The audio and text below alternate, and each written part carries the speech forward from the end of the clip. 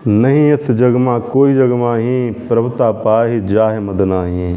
ऐसा कौन व्यक्ति है जिसने पद को पा लिया, पैसे को पा लिया, यश कीर्ति को पा लिया और उसके अंदर अहंकार नहीं जन्मा? ऐसा कोई नहीं है इस व्यक्ति पे। थोड़े थोड़े तो कोई थोड़ा कोई ज़्यादा, भरे हुए सब हैं। तो हम किसी को भी ये नहीं कह सकते कि हम माया में रह रहे हैं तो हम मेरे अंदर मैं नहीं है, मेरे अंदर अहंकार नहीं। जो ये कहता फिरता है ना, उसके अंदर सबसे ज़्यादा अहंकार है। जब आपके अंदर अहंकार ख़त्म हो जाएगा तो आपको बार बार कहने की आवश्यकता नहीं पड़ेगी कि मेरे अंदर मैं नहीं है, मेरे तो सब कर्ज परमात्मा करने वाले हैं। और ये उन्हें ये नहीं पता कि परमात्मा क्या है और परमात्मा की कृपा क्या है। और उन्हें ये पता लग गया ना वास्तविक अर्थ कि परमात्मा की असली कृपा होती क्या है, तो परमात्मा को छोड़ के बैठ जाएंगे। मतलब पर वो सोचते हैं कि मैं बहुत बड़ा पैसे वाला बन गया तो मुझे पे परमात्मा की कृपा हो गई, मैं बहुत बड़ा कृपा मुझ पर भगवान कर रहे हैं, मैं बहुत ज़्यादा मेरे पास धन दौलत आती जा रही है। जब उनकी असली दौलत जो होती है ना भगवान की, वह माया नहीं होती, ये पैसा धन दौलत नहीं होता।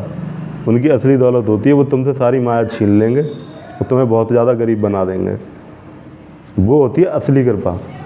जैसे शिव जी की भक्ति में भी दो प्रकार की कृपा होती है। 80% जनता है ना विश्व में, वो शिव जी की ही पूजा करती है, और भी भगवान उनकी क्यों नहीं करती? देखो शिव जी क्या है, वो एक संत हैं, वो हिमालय पे रहते हैं, उनके आसपास कोई माया नहीं है। और जो कि उनकी भक्ति में आता है या उनके पास आता है तो वो क्या कहते हैं, बेटा ये ले माया, एक बार में इतनी माया देते हैं, जा उसमें खो जाके, और अपना ध्यान में बैठे रहते हैं, खुद भक्ति करते रहते हैं, खुद ध्यान में बैठे रहते हैं। तो इसका मतलब क्या है कि वो मतलब इस तरीके से कृपा करते हैं? नहीं, ऐसे नहीं है। और आप सच्चे मन से भक्ति करेंगे, आपका मन बिल्कुल सत्य होगा, बिल्कुल आपका मतलब मन बिल्कुल ट्रू होगा, आपका जो भावना है वो पूरी तरीके से जुड़ी होंगी, प्रेम का एक नाता होगा, आप उनमें सच्ची भक्ति करेंगे। सच्ची मतलब ऐसे होता है स्वार्थ वाली भक्ति कि भगवान हमें ये दे दो तो हम भक्ति करेंगे, ये हम प्रसाद चढ़ा देंगे, ये कर देंगे, तो ये भक्ति होगी। उसके बदले तो आपको हो सकता है कुछ मिल भी सकता है, सांसारिक चीज़ मिल जाएगी आपको, सो जाओ।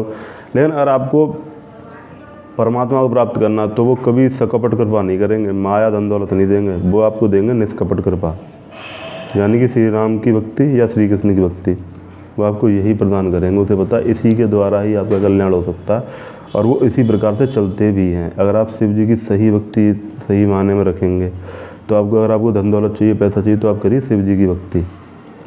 अगर आपको चाहिए कि मुझे शिव की तरह सन्यासी बनना है, आपके अंदर इतनी मतलब शक्तियाँ तब भी प्रकट हो जाएंगी कि आप संसार को धन दौलत दे सकें, ठीक है। तो अगर आपको शिव की तरह बनना तो आप नारायण की भक्ति कीजिए। नारायण किसकी भक्ति करते हैं? शिव जी की।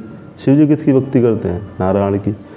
तो अगर आपको शिव जी की तरह सन्यासी बनना, बिल्कुल फ़कीर, कुछ नहीं, धन दौलत नहीं, महल नहीं, दौलत की कुछ नहीं, तो आपको करनी है नारायण की भक्ति। और आपको नारायण की तरह लक्ष्मी जी मतलब जिसके चरणों में रहती हैं, मतलब अगर आपको पैसे वाला धन दौलत वाला बनना है तो करिए शिव की भक्ति।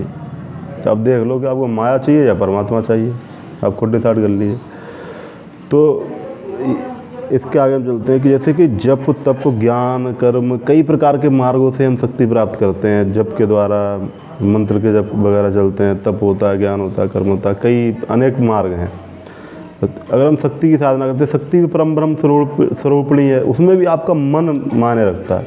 अगर आपका मन, अगर आपका ये है कि मुझे ये शक्ति मिल जाए, मेरे अंदर ये प्राप्ति हो जाए, मुझे ये नागमणि प्राप्त हो जाए, मुझे ये प्राप्त हो जाए, मुझे वो प्राप्त, अगर आपका मन इस तरीके का है तो आप अहंकार में चूर होकर खुद ही अपने आप को बर्बाद कर लोगे। जैसे आप तांत्रिक बन गए बहुत थोड़े, या फिर बहुत थोड़े आप शक्तियों से युक्त हो गए, आपको अनेक प्रकार की शक्तियाँ प्राप्त हो गई, तो आप उन शक्तियों को झेल नहीं पाओगे। जो शक्ति, जब ऊर्जा चढ़ेगी ना मस्तिष्क पे, तो आप मूर्ख बन जाओगे बिल्कुल, अब उसको धारण नहीं कर पाओगे। आपको धारण करने की शक्ति कौन देता है? परमात्मा देता है। इसलिए शक्ति और शिव की साधना दोनों पैरेलल बताई गई हैं। और आप केवल शक्ति की साधना केवल इसलिए करते हैं, इस भावना से, देखो देवी मैंने बताया पहले, वो भी परम ब्रह्म स्वरूपणी है, वो भी परम ब्रह्म है। यानी कि ऐसा नहीं है कि शक्ति में शिव नहीं है, शिव में शक्ति नहीं, उनमें दोनों चीज़ें हैं। लेकिन अगर आप केवल शक्ति साधना इस अहंकार के साथ करते हैं कि मैं बहुत बड़ी शक्ति लेके इसका बुरा करूँगा, तो बेटा आपके अंदर अहंकार से भर जाएंगे। अगर आपकी भावना सच्ची है, प्रेम में है माता के प्रति, आप प्रेम से भरे पड़ें, तो माता आपको या तो वो शक्ति देगी नहीं, या फिर अगर आपको शक्ति देगी ना तो आपके अंदर कम से कम परमात्मा की उसे झेलने की क्षमता भी देगी। क्योंकि परमात्मा है के पास वो क्षमता है जो शक्ति को झेल सकता है, धारण कर सकता है। समझ रहे कि एक व्यक्ति हुआ था, उसने हनुमान जी से वरदान मांगा। हनुमान जी मतलब सिद्धि कर रहा था हनुमान जी की, तो हनुमान जी ने कहा, हनुमान जी आप मुझे केवल अपनी पूँछ के बाल गिरार शक्ति दे दीजिए। तो हनुमान जी ने कहा कि बेटा शक्ति तो दे दूंगा, लेकिन तू उसे धारण नहीं कर पाएगा। तुमने कहा ठीक है, जो भी होगा। हनुमान जी ने केवल अपनी पूँछ के बाल गिरार शक्ति दी अपने भक्त को, उसका शरीर के चिथड़े अलग होकर गिर गए।